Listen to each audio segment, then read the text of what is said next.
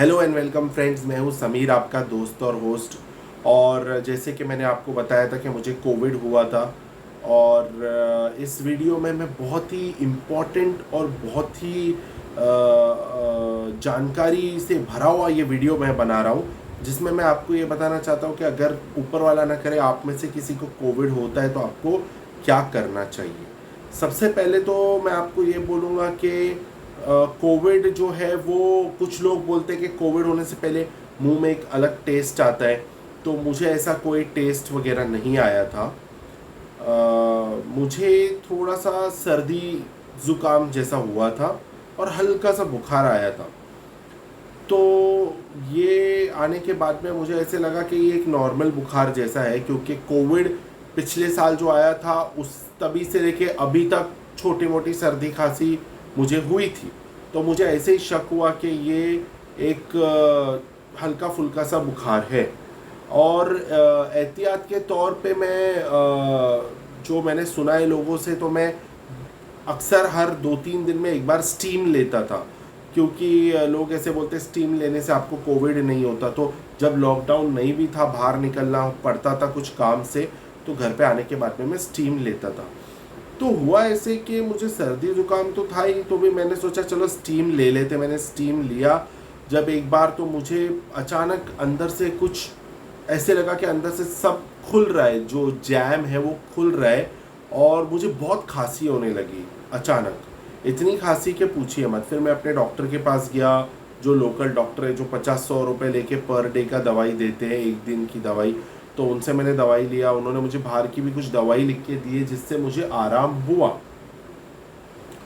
फिर मैं just as a fluke मैंने अपना कोविड टेस्ट करवाया। अब जब मैंने अपना कोविड टेस्ट करवाया ना, तो कोविड टेस्ट अभी तो ऐसा प्रॉब्लम चल रहा है कि कोविड टेस्ट अगर आप करवा रहे हैं तो उसका रिपोर्ट आने 4-5 दिन लग रहे।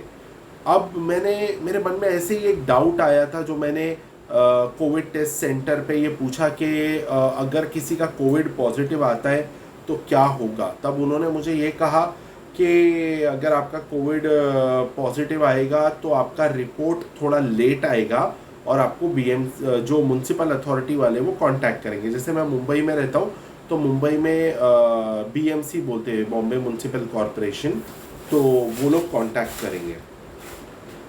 अब मुझे किसी ने ये भी डरा के रखा था कि टेस्ट करवाने में बहुत दर्द होता है, कोविड का टेस्ट करवाने में। लेकिन मुझे ज़रा भी दर्द नहीं हुआ। कोविड का टेस्ट बहुत ही सिंपल होता है। ईयरबड्स जैसी चीज़ होती है जो हम कान साफ करने यूज़ करते हैं, ईयरबड, वो दो होते। एक हमारे नाक में डाली जाती है बहुत हल्के से, बहुत प्यार से, और दूसरा हमारे मुंह के अंदर डाला जाता है बहुत हल्के से। और उसमें से जो थोड़ा सा लिक्विड है हमारे मुंह में, हमारे नाक में, वो निकाल के टेस्ट ट्यूब में डाल देते हैं वो लोग।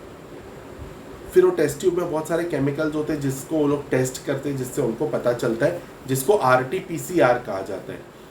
अब जब मेरा रिपोर्ट पॉजिटिव आया, पता नहीं अंदर से मुझे ऐसे लग रहा था कि मुझे पॉजिटिव आएगा। एक अजीब सा मुझे एहसास हो रहा था कि अब मुझे कोविड हुआ है। तो रिपोर्ट पॉजिटिव आया। जैसे रिपोर्ट पॉजिटिव आया तो मैंने जो वो लोकल डॉक्टर था उसी को कांटेक्ट किया। मैंने उसको बोला कि आप मुझे कुछ दवाई दे दो, मुझे क्या करना चाहिए, हॉस्पिटल में जाना चाहिए कि नहीं। तब वो डॉक्टर ने मुझे कुछ दवाइयाँ दी और मुझे कहा कि आपको एसिम्प्टोमेटिक कोविड हुआ है। एसिम्प्टोमेटिक कोविड का मतलब ये होता है कि कोविड की सारी निशानियाँ आप में नहीं दिख रही, जैसे बहुत तेज़ बुखार, बहुत तकलीफ़ होना, बहुत खांसी होना, वो सब नहीं हो रहा है। तो आप जो है वो घर में रह के अपना इलाज कर सकते हो। तो फिर मैं घर में था, और उसने मुझे जो दवाई लिख के दी, जो एक काफ़ी महंगी थी, उसका नाम था फेविपिराविर। तो अब मैंने एक गलती ये किया कि ये फेविपिराविर दवाई मैंने खरीद तो ली, लेकिन मैंने इसको खाया नहीं, क्योंकि मेरे एक दूसरे डॉक्टर दोस्त थे जिन्होंने मुझे ये बोला कि आप फेविपिराविर खाओगे तो उससे आपको कुछ अलग रिएक्शन हो सकता है, इसलिए आप वो मत खाओ। तो मैंने फेविपिराविर नहीं खाया। मैंने कुछ एंटीबायोटिक खाया जिसका नाम है ऑगमेंटाइन, और विटामिन सी की गोलियां और मल्टीविटामिन गोलियां। मैं आपको ये चेतावनी दे दूं कि आप इन दवाइयों का नाम जो मैं बोल रहा हूँ इसको खुद ट्राई ना करें, आप अपने डॉक्टर से बात करें पहले, उसके बाद जैसा वो बोलते हैं उसके हिसाब से आप दवाई लीजिए, क्योंकि हर इंसान पे हर दवाई का अलग असर हो सकता है। तो अब मैंने ये सोच लिया था कि मुझे हॉस्पिटल में नहीं जाना है कोविड होने के बाद भी, क्योंकि लोग बहुत डराते कि क्या बोलते हैं ऐसा हो जाता है हॉस्पिटल में, वैसे हो जाता है। बहुत सारे ऐसे कुछ वीडियोस है जिसमें दिखाए कि लोगों को जानबूझ के मार दिया जाता है। जब मैं हॉस्पिटल में तो गया, हकीकत अलग है, ये सब वीडियोस मैं बोलूँगा काफ़ी हद तक फेक है। अब जब मैं हॉस्पिटल में गया तो मैंने हॉस्पिटल्स की जब तलाश किया तो मुझे ऐसे पता चला कि जो प्राइवेट हॉस्पिटल वाले वो 30,000 रुपये, 30,000 रुपीज़ पर डे बेड का एक आदमी का मांग रहे। तो मतलब अगर आपको 7-8 दिन भी रहना है या 14 दिन रहना है तो एक 5 से 6 लाख रुपए का खर्चा होता है। तो मेरा उतना फ़िलहाल बजट नहीं था, तो मैंने अपने दोस्त से जब पूछताछ किया तो उस दौरान मुझे म्युनिसिपल अथॉरिटी वालों का फ़ोन आ गया, जिन्होंने मुझे ये बोला कि आपकी तबीयत कैसी है, आपका क्या चल रहा है। तब मैंने उनको बताया कि मैं ठीक हूँ, और उन्होंने मुझे बोला कि आप घर में रहिए और अपने लोकल डॉक्टर से दवाई लेके आप अपना इलाज करवाइए। अब हुआ ऐसे कि जब मैंने लोकल डॉक्टर से दवाई लिया और एक दिन, मतलब मेरे को ये कोविड होके मुझे पता चल के 2 से 3 दिन हो गए थे, तो मैंने जब लोकल डॉक्टर से दवाई लिया ना तो दवाई खा के मैं सो गया। मैं एक अलग कमरे में सो रहा था अपने घर में, ताकि मेरे घर वालों को कोविड ना हो मेरी वजह से। तो हुआ ऐसे मेरे साथ में कि मुझे अचानक रात को 2 बजे मेरी आँख खुल गई और मुझे वॉमिट हुई। अब ये जो वॉमिट हुई इसमें मुझे बहुत तकलीफ़ हुई, एक नॉर्मल वॉमिट नहीं थी। तो वो देखने के बाद मैं और मेरे घर वाले समझ गए कि कोविड होने के बाद घर में रहना बहुत डेंजरस हो सकता है। मेरे एक दोस्त थे जिनको कोविड हुआ था पिछले साल, तो उनसे मैंने बात किया तो उन्होंने मुझे ये बोला कि आप बेहतर है कि हॉस्पिटल में एडमिट हो जाओ, नहीं तो प्रॉब्लम हो सकती है। जब जब आपका ऑक्सीजन लेवल गिरेगा तब आपको शायद बेड भी नहीं मिले और ये चीज़ का एहसास भी नहीं हो कि आपको एडमिट होना चाहिए। तो बेटर है आप अभी एडमिट हो जाओ। अब बहुत ज़्यादा पैसे थे नहीं मेरे पास, है नहीं मेरे पास कि मैं हॉस्पिटल में एडमिट हो सकूं। तो फिर मैंने म्युनिसिपल अथॉरिटीज़ को फ़ोन किया और उनको बोला ऐसा ऐसा हो रहा है। तो उन्होंने मुझे बोला कि आप हमारे क्वारंटाइन सेंटर में एडमिट हो जाओ। अब मुझे कहीं ऐसे लग रहा था कि जब मैं क्वारंटाइन सेंटर में भर्ती होता हूँ तो वो लोग मुझे कुछ तो मेरा ध्यान रखेंगे, कुछ तो मुझे दवाई देंगे, और मेरा ये शक सही निकला।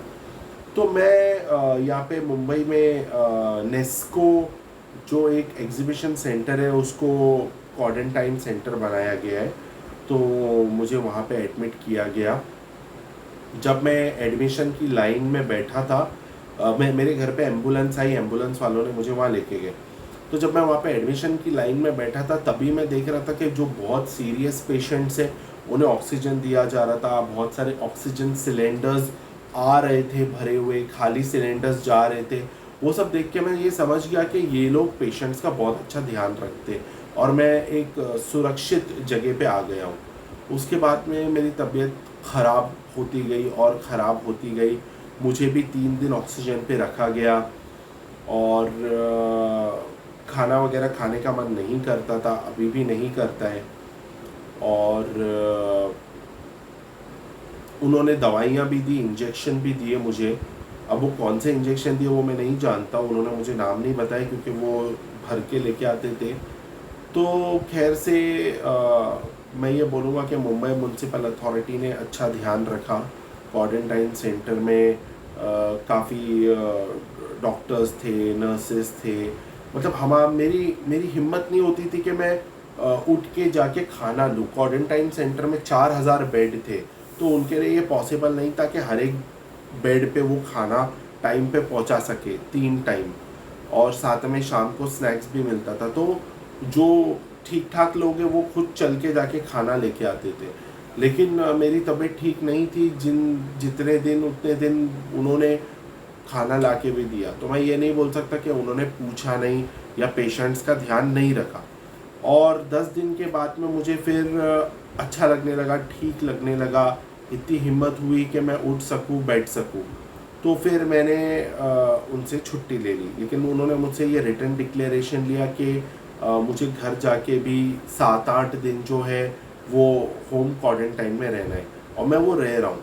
तो मैं इन शॉर्ट आप लोगों को ये बताना चाहूँगा कि अगर ऊपर वाला ना करे आपको कोविड हुआ है तो उस चीज़ को हल्के में ना ले, और बहुत घबराए भी नहीं, क्योंकि इलाज हो सकता है। ये इलाज करने के लिए बेहतर ये है कि अगर आपके पास में इतने पैसे हैं और अगर आपकी तबीयत ज़्यादा ख़राब हो रही है तो आप हॉस्पिटल में एडमिट हो जाए, रिस्क ना लें। और अगर आपके पास पैसे नहीं है और फिर भी आपको हॉस्पिटल में एडमिट होना है या तो बेस्ट ऑप्शन है सरकारी क्वारंटाइन सेंटर और सरकारी हॉस्पिटल, क्योंकि वो लोग आपका अच्छा ख्याल रखेंगे, ऐसा मेरा एक्सपीरियंस है। डेफिनेटली जब मैं कोविड सेंटर में था तो मैंने कुछ लोगों को मरते हुए देखा, उनकी बॉडीज़ भी देखा, और ये भी देखा कि जो है उन लोगों का सही तरीके से, मतलब उनके साथ जो मर गए उनके साथ अच्छा ट्रीटमेंट हुआ, उनकी बॉडी के साथ ऐसा कोई चीज़ नहीं हुई जो अक्सर बहुत सारे वीडियोस में दिखने को मिलता है, जो मैंने देखा था और सोचा था। एक्सपीरियंस ओवरऑल जो है, मैं ये बोलूँगा कि मेरी ऊपर वाले से ये दुआ है कि किसी को कोविड ना हो, क्योंकि अभी भी कोविड होने के बाद भी, ठीक होने के बाद भी शरीर में दर्द होता है और नींद ज़्यादा आती है, वीकनेस होती है, तो पता नहीं ये कितना समय रहेगी। तो कोविड से आप बच के रहिए, अपना ख्याल रखिए, ऐसी जगहों पे ना जाएं जहाँ पे कोविड हो। मैंने देखा आज भी लोग बहुत केयरलेस हो गए, मास्क नहीं पहनते। भाई जिसको कोविड हुआ है या उसके परिवार में किसी को हुआ है, उसी को पता है कि ये कितनी खतरनाक बीमारी है और किस तरीके से इससे बच के रहना है। तो मुझे उम्मीद है कि ये वीडियो आपको इन्फॉर्मेटिव और अच्छा लगा होगा। चैनल को ज़रूर सब्सक्राइब कीजिए और अपना ध्यान रखिए। Bye bye.